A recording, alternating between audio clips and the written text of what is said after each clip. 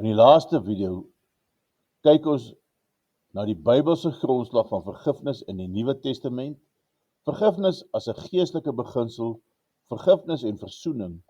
Vergifnis is 'n daad van liefde. Die Bybelse grondslag van vergifnis in die Nuwe Testament is duidelik, waar Jesus vir ons 'n voorbeeld stel keer op keer.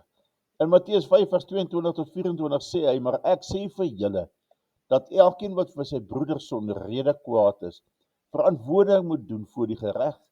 En elkeen wat vir sy broeder sê raka, moet verantwoording doen voor die groot raad. En elkeen wat sê jou dwaas, moet verantwoording doen in die helse vuur. As jy dan jou gawe na die altaar bring en dit jou daar byval dat jou broeder iets teen jou het, laat jou gawe daar voor die altaar bly en gaan versoen jou eers met jou broeder en kom dan en bring jou gawe. Hy sê ook in Matteus 5 vers 44 vir ons, maar ek sê vir julle, julle moet julle vyande lief hê, seën die wat vir julle vervloek, doen goed aan die wat vir julle haat en bid vir die wat julle beledig en julle vervolg. Die Here sê vir ons in Matteus 6 vers 14 tot 15, want as julle die mense hulle oortreding vergewe, sal julle hemelse Vader ook julle ook vergewe. Maar as julle die mense hulle oortredinge nie vergewe nie, sal julle Vader julle oortredinge ook nie vergewe nie. Matteus 18 vers 21 tot 22 wat ons teksverse is in die reeks. Toe kom Petrus na hom en sê, Here, hoe dikwels sal my broeder teen my sondig en ek hom vergewe? Tot 7 maal toe. Jesus antwoord hom, ek sê vir jou, nie tot 7 maal toe nie, maar tot 70 maal 7 toe. In Matteus 26 vers 28, toe neem hy die beker en nadat hy gedank het, gee hy dit aan hulle en sê, drink almal daaruit, want dit is my bloed, die bloed van die Nuwe Testament, wat vir baie uitgestort word tot vergifnis van sondes. Lukas 6 vers 37 sê Jesus, en julle moet nie oordeel nie, dan sal julle nooit geoordeel word nie. Julle moet nie veroordeel nie, dan sal julle nooit veroordeel word nie. Spreek vry, en julle sal vrygespreek word. En hy sê vir ons in Markus 11 vers 25 tot 26, en wanneer julle staan en bid, vergeef as julle iets teen iemand het, sodat julle Vader wat in die hemel is, ook julle oortredinge mag vergewe. Maar as julle nie vergewe nie, sal julle Vader wat in die hemel is, ook julle oortreding nie vergewe nie. Al hierdie dinge wat die Here vir ons gesê het, sê net een ding, as ons nie kan vergewe nie, moet ons nie vergifnis verwag nie. Die Hebreërs skrywer in Hebreërs 10 vers 10 tot 13 sê, deur hierdie wil is ons geheilig deur die offer van die liggaam van Jesus Christus net eenmaal. En elke priester staan wel dag vir dag om die diens waar te neem en dikwels dieselfde slagoffers te bring, wat tog nooit die sondes kon wegneem nie, maar hy het, nadat hy een slagoffer vir die sondes gebring het, vir altyd gaan sit in die regterkant van God, en wag nou verder, totdat sy vyande gemaak is, 'n voetbank van sy voete. Die oudtydse offerandes moes altyd oor en oor gedoen word. Jesus het een keer vir ons gesterf. Daarom is vergifnis 'n geestelike beginsel. Ons het voordele aan vergifnis. Vergifnis bied meetbare voordele, wat verder strek as emosionele verligting. Navorsing wys die impak daarvan op geestesgesondheid.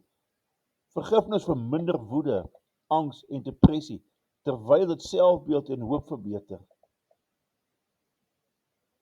Dit het 'n invloed op ons fisiese gesondheid. Studie toon dat vergifnis bloeddruk kan verlaag, kardiovaskulêre gesondheid verbeter en stresgeïnduseerde inflammasie verminder. Dit verbeter verhoudings. Vergifnis bevorder empatie, begrip en vertroue, wat persoonlike en sosiale bande versterk. En as ons kyk na vergifnis en versoening, dan sien ons die volgende. Versoening volg altyd op vergifnis. Daar kan egter wel ook vergifnis wees sonder versoening. Ons kan dan dink dat vergifnis nie eg is sonder versoening nie, maar dit is nie so nie. Die betekenis daarvan is deur Louis Smedes verduidelik in sy artikel Art of Forgiving, Hy sê dit neem een persoon om te vergewe, maar twee persone om te versoen. Vergifnis vind plaas in die verwonde persoon en versoening vind plaas tussen die persone ter sprake. Jy kan iemand vergewe al sê die persoon nooit hy of sy is jammer nie. Maar ons kan nie versoen as die persoon nie opreg jammer is nie. Jy kan self iemand vergewe, selfs al is jy nie seker of die persoon jou weer kwaad sal doen nie, maar die versoening kan slegs plaasvind as jy die persoon vertrou om jou nie weer kwaad aan te doen nie. Ons moet altyd gereed wees om te vergewe, maar versoening beteken om ook die verkeerde reg te stel as jy kan.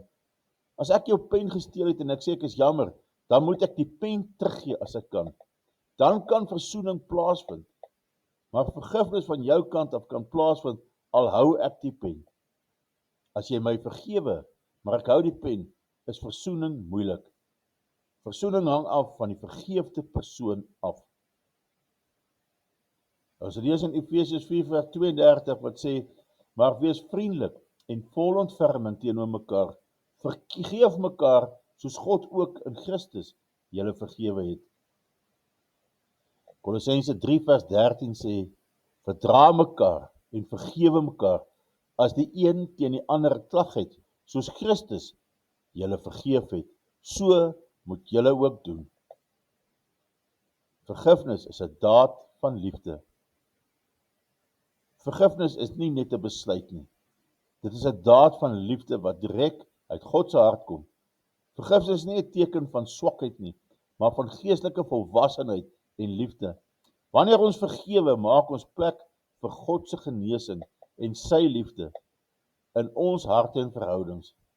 Liefde en vergifnis vereis dikwels diepe opoffering. Nêrens is dit meer duidelik as aan die kruisiging van Jesus Christus nie.